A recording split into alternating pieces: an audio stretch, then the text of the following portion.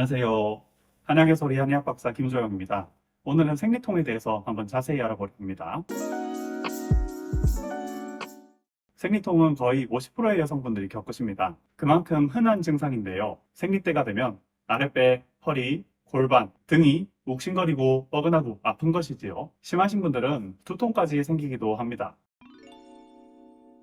생리통에도 크게 두 가지 종류가 있습니다. 기질적 문제 없이 생리 때 자궁 내막에서 프로스타글란딘이 많이 생성되며 자궁이 수축되어 아픈 경우가 있는데요. 이것을 1차성 생리통, 원발성 생리통이라고 합니다. 다음으로 자궁 내막증, 자궁 선근증, 자궁 근종, 자궁 내 유착, 자궁 내 피임 장치, 폴립, 자궁과 질의 기형, 골반 우렬 증후군, 잔류난소 증후군, 만성 기능성 낭종 등에 의해 2차적인 생리통이 생기는 경우를 2차성 생리통, 속발성 생리통이라고 부릅니다. 증상을 조금 더 자세히 살펴보겠습니다. 원발성 생리통은 생리 시작 몇 시간 전 또는 시작 직후에 발생해서 48시간에서 72시간간 지속이 됩니다. 통증의 양상은 치골 상부가 경련이 일어나고 통증이 생깁니다. 허리 부위에 요통이 동반되고요. 앞쪽 허벅지로 전달이 되기도 합니다. 오심, 구토, 설사 등을 동반할 수 있고요. 드물게 쓰러지기도, 실신도 합니다. 진찰을 했을 때 활력 징후는 정상입니다. 그리고 마지막으로 치골 위쪽을 눌러보면 압통이 생기기도 합니다. 속발성 생리통, 2차성 생리통은 보통은 초경 이후 수년 뒤에 발생합니다. 골반 내에 내재된 질환이 있으면서 생긴 것이기 때문에 그 동통이 생리 시작 1, 2주 전에 시작돼서 생리가 끝나기까지도 수일 더 지속되기도 합니다. 원발성 생리통의 원인은 서양의학적으로는 프로스타글란딘이 과다하게 나와서 생길 수도 있고요. 폐쇄성 요인, 즉 자궁이 폐쇄되는 해부학적 요인이 있을 수도 있습니다. 그 외에도 정신적인 요인, 호르몬적인 요인도 있습니다. 속발성 생리통의 원인은 자궁 내막증, 자궁 내 피임장치, 골반 염증성 질환과 감염, 자궁 선근증, 자궁 근종과 용종 및 유착, 밀러관의 선천적인 기형, 자궁 경부 협착, 난소 낭종, 골반 우렬 증후군 등의 자궁 내 기질적인 질환입니다. 진단을 할 때는 우선 생리통이 원발성인지 속발성인지를 진단해야 합니다. 골반 내 병변이 없는지 있는지, 동통이 주기적인 양상을 띠는지 꼭 확인해야 합니다. 내진을 통해서 자궁과 자궁 부속기의 크기, 모양, 가동성, 압통 유무, 직장과 질 중격 또는 자궁 천골 인대의 결절 혹은 섬유종이 있는지 확인해야 합니다. 아급성 난관 남소형과 구분하기 위해서 자궁 경부로부터 임균, 클라미디아, 배양 검사와 혈액 검사, 적혈구 침감 속도 검사 등을 시행하기도 합니다. 이러한 검사에도 이상이 없으면 원발성 생리통, 이상이 있으면 속발성 생리통이라고 확진할 수 있습니다.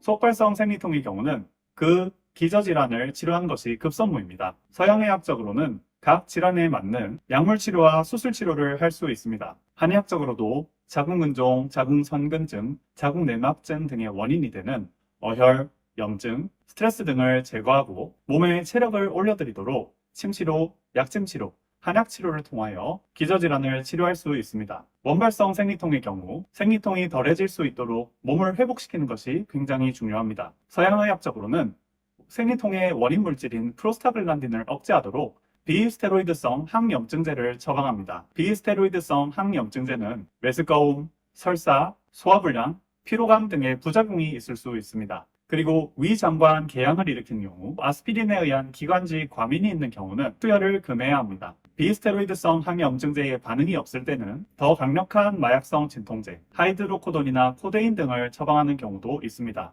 그런데 진통제를 드시고도 원인이 해결되지 않으면 복용하는 진통제의 양만 늘어나고 나중에는 진통제도 듣지 않게 됩니다. 그렇기에 프로스타글란딘 이전에 또 통증 이전에 근본적인 원인을 치료하는 것이 장기적으로 보았을 때 지혜로운 방법입니다.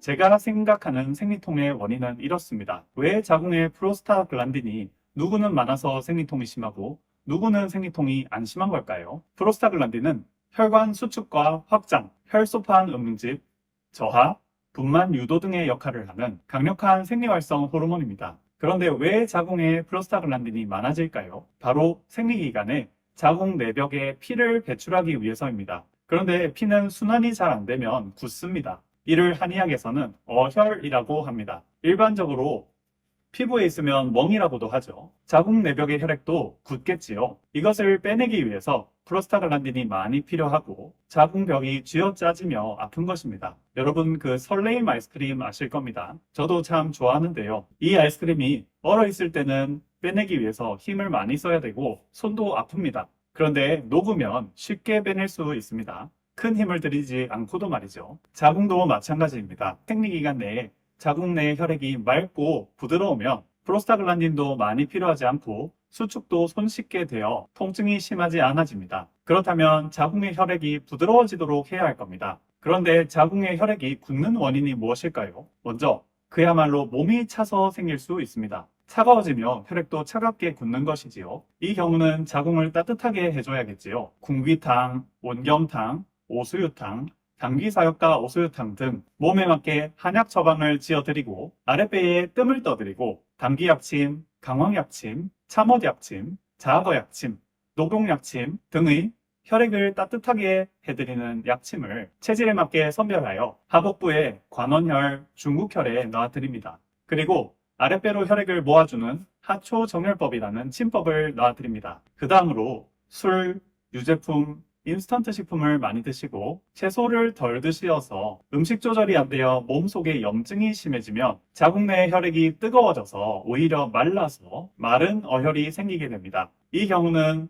인스턴트 식품, 유제품, 술을 피하시고 채소를 많이 드심으로써 염증을 식히면서 한의학 치료를 받으시면 참 좋습니다. 한약으로 가미사물탕, 온청음, 양력상하탕 등을 체질에 맞게 처방을 해드리고 염증을 식히면서 어혈을 풀어드리는 경희원리약침, 생주약약침, 자초약침, 청대약침 등을 체질에 맞게 넣어드리고 삼침, 한격, 승격 등의 침법을 이용해서 침을 넣어드립니다. 세 번째로 스트레스가 심해져서 교감신경이 항진되고 부교감신경이 저하되며 머리로만 혈액이 가서 아랫배가 차질 수도 있습니다. 그 경우 스트레스를 푸실 수 있도록 운동과 명상, 여가 생활을 즐기시면서 근본적으로 스트레스를 푸시고요. 가미소요산, 시오소간탕, 유골탕, 귀비탕 등의 약을 체질에 맞게 선별해서 지어드리고 머리에는 냉찜질, 배에는 온찜질과 뜸, 그리고 공손, 내관, 기경상배, 치열법, 동시침, 사마상중하, 현루투, 청대약침 등 스트레스를 풀어드리는 침치료까지 받으시면 자율신경도 안정이 되고